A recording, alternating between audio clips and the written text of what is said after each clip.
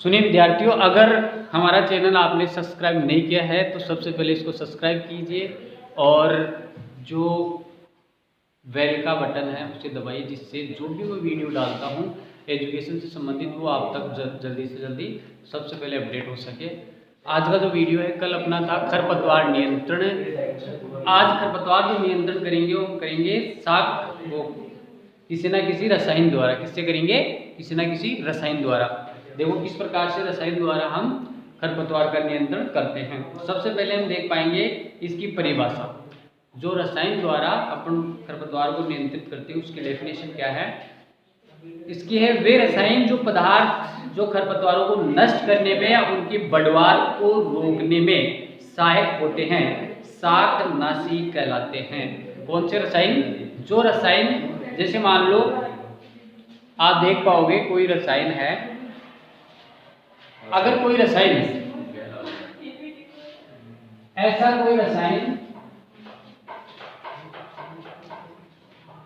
ऐसा कोई रसायन जो हम इस खेत के अंदर डाल दें और इस खरपतवार की बढ़वार को कम कर दे या फिर इसको नष्ट कर दे तो हम उसे शाकनाशी कहते हैं। किसको? जो रसायन डालते हैं उसको। जैसे 2,4-D नाम का है, 2,4-D नाम का एक रसायन है।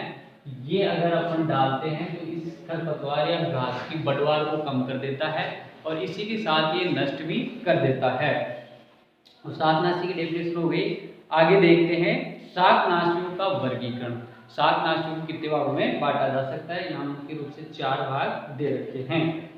पहला है वर्णात्मक व अवर्णात्मक शाकनाशी, दूसरा है मृदा सक्रिय व पत्र सक्रिय शाकनाशी, तीसरा है संपर्क व स्थानांतरित शाकनाशी और चौथा है मृदा जीवाणुनाशक व मृदा धूमक शाकनाशी। अगर एग्जाम में क्वेश्चन आता है कि शाकनाशी कितने प्रकार की है, उनके नाम लिखिए, तो ये 4 नाम आपको लिखने होंगे। अब अगर डिटेल में इनको पढ़ेंगे तो पहला है वर्णात्मक व अवर्णात्मक शाकनाशी। ये वे रसायन हैं जो किसी जाति विशेष के पौधों को ही नष्ट करते हैं परंतु इसके अतिरिक्त अन्य किसी पौधे को कोई हानि नहीं पहुंचाते हैं। इनका प्रयोग फसलों के साथ उगे खरपतवारों को नष्ट करने में किया जा सकता है। जैसे 2,4-D के प्रयोग से गेहूं की फसल में चौड़ी पत्ती वाले सभी खरपतवार नष्ट हो जाते हैं। गेहूं की फसल को कोई नुकसान नहीं पहुंचता है। अगर आप फसल कर रहे हो गेहूं की, किसकी? गेहूं की अगर आप फसल कर रहे हो तो आपका जो फार्म है, खेत है, उसमें गेहूं के बहुत सारे पौधे होंगे। इस गेहूं के पौधे के अलावा देखो वर्णात्मक पढ़ रहे हैं। कौन सा मेथड पढ़ रहे हैं? पहला वर्णात्मक शाकनाशी। वर्णात्मक का मतलब होता है चयन करना। क्या करना? चयन करना। किस प्रकार से जो रसायन हम उसमें डालेंगे वो रसायन चयन करेगा। क्या करेगा? चयन। जो रसायन हम डालेंगे वो चयन करेगा। किस प्रकार से? जैसे हमने पूरी फसल के अंदर ये गेहूं के पौधे लगाए हैं। किसके लगाए हैं? गेहूं के पौधे। इस गेहूं के पौधे की जो पत्ती होती है वो छोटी होती है। इसके अलावा चौड़ी पत्ती वाले, जैसे मान लो इसके अंदर भथवा जो होता है चीनवा, उसका पौधा हो गया चौड़ी पत्ती वाले। कौन से? चौड़ी पत्ती वाले। तो जो हम इसमें रसायन डालेंगे, क्या डालेंगे? रसायन या शाकनाशी।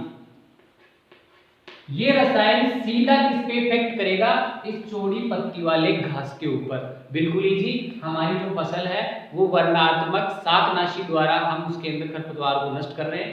तो अपना जो गेहूं है वो तो अपनी मुख्य फसल होगी और गेहूं को छोड़कर जितनी भी चौड़ी पत्ती वाले घास फूस है उनके लिए जो अपन रसायन डालेंगे वो चयन करके, चयन का मतलब वर्णात्मक विधि पढ़ रही इसलिए चयन करके केवल चौड़ी पत्ती वाली जो घास है उसको पूरी को नष्ट कर देगा और अपनी फसल केवल गेहूं की बचेगी। तो इस प्रकार अपन वर्णात्मक शाकनाशी द्वारा खरपतवार से सुरक्षा कर सकते हैं। किसकी? अपनी मुख्य फसल की। आगे है अवर्णात्मक शाकनाशी। इनका प्रयोग बंजर भूमियों, औद्योगिक परिसरों, सड़क व नहर किनारे उगी बहुवर्षीय खरपतवार नष्ट करने के लिए किया जाता है।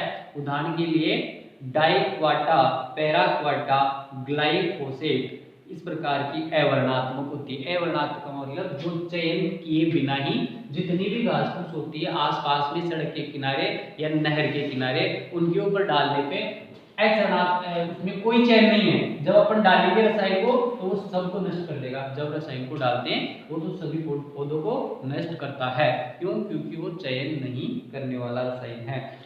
दूसरा पॉइंट है मृदा सक्रिय व मृदा पर सक्रिय शाकनाशी। देखो इसमें क्या है, इन रसायनों का प्रयोग फसल की बुआई से पूर्व या खरपतवारों के अंकुरण अवस्था में ही मृदा में मिलाकर करते हैं। ऐसे रसायन, कौन से रसायन?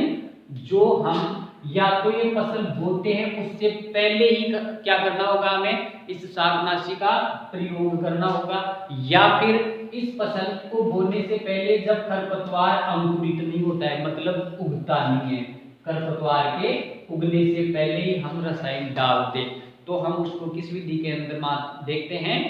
मृदा सक्रिय व पत्र सक्रिय शाकनाशी।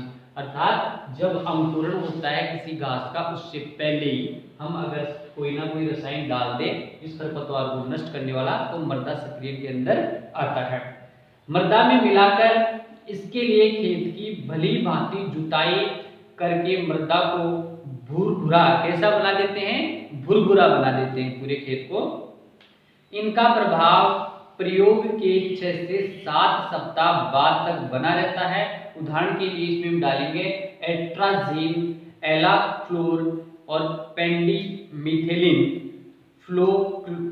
फ्लूक्लोरेलिन, ये हम रसायन प्रयोग करके मृदा से जो हम बिजाई करते हैं, गेहूं का बीज डालते हैं, उससे पहले ही जब घास फूस उगती है उसको उगने से पहले ही जब जमीन को तैयार करते हैं उसी समय ये डाल करके रसायन, और जब मृदा को अपन उलट पुलट करके पोला लूज करते हैं, बुआई करते हैं उलट पुलट करके, तो भुरभुरी हो जाती है मिट्टी।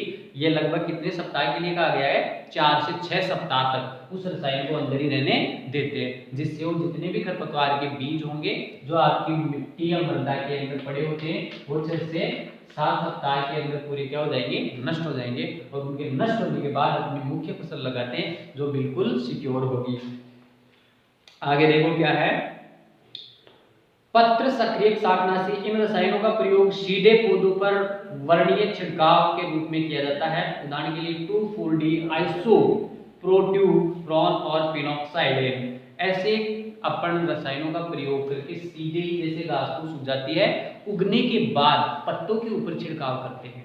इसके ऊपर? पत्तों के ऊपर, इसलिए इसका नाम हो गया पत्र सक्रिय शाकनाशी। क्या रहा? पत्र सक्रिय शाकनाशी। अर्थात पत्ते आने के बाद अगर हम रसायन डालते हैं, जिसका अच्छा उदाहरण है 2,4-D जो हमने पहले भी दे रखा है। अगला है थर्ड पॉइंट, संपर्क शाकनाशी व स्थानांतरित शाकनाशी। सबसे पहला है इसमें संपर्क शाकनाशी। इस प्रकार के शाकनाशी रसायन पौधे के उसी भाग पर अपना प्रभाव डालते हैं जो भाग उनके संपर्क में आता है। अतः इन शाकनाशियों के प्रयोग के समय ध्यान रखते हैं कि खरपतवार के सभी भागों, पत्ती, तना, शाखा पर इनका छिड़काव हो जाए। उदाहरण के लिए पेराक्वाइटेट और डाइक्वाइटेट है। देखो कुछ शाकनाशी इस प्रकार की भी होती है, कुछ रसायन जो अपन डाल रहे हैं रसायन, उस रसायन के संपर्क में मान लो पत्ती आई है, पत्ती पे 2 बूंद गिर गई तो पत्ती नष्ट होगी। मान लो तने पे बूंद गिर गई तो वो तना ही नष्ट होगा। और मान लो कि जड़ के आसपास में गिर रही है तो वो भी नष्ट हो जाएगी। तो हमें यहाँ स्थान का भी ध्यान रखना होगा कि पूरा जो घास है उसको कवर कर रहा है या नहीं कर रहा है कौन? जो हम रसायन या शाकनाशी डाल रहे हैं इस खरपतवार या घास पर, तो पूरे पौधे के सभी भागों पर उसका छिड़काव होना चाहिए, जिससे वो पूरा जड़ समेत ही क्या हो जाएगा?